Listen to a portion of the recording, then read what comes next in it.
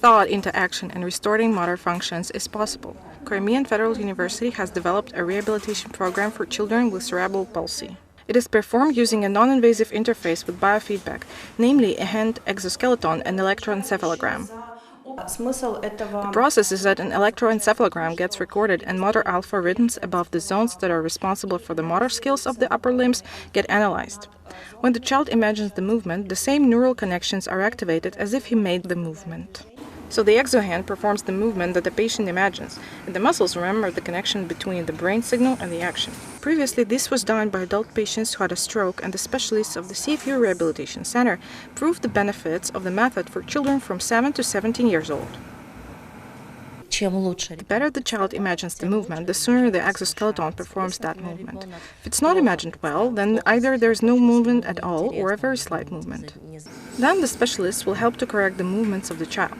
They know that the child's brain is very flexible, therefore younger patients easily go through rehabilitation and recover well. We've been training with exohand for a year now. The results are very positive. The speech got improved. I'm very happy with the results. Experts have found that fine motor skills are associated with the speech formation, so just one exercise helps to restore both movement and speech. Training with the exoskeleton helped us to achieve the following results. Children with ICP who didn't draw began to draw.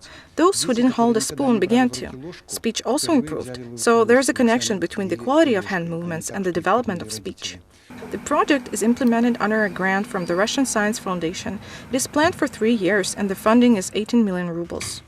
Most importantly, these exoskeletons can be produced together with the Research and Production Association and Droid Technology, because they have the appropriate base. There are machine tools and so on.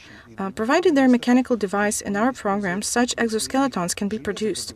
And for sure, there's a need for such devices, not only in Crimea, but also in other regions of Russian Federation and also in other countries.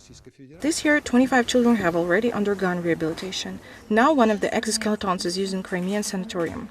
In the future, specialists plan to launch the production of these devices and introduce them into medical organizations. Press service of Crimean Federal University.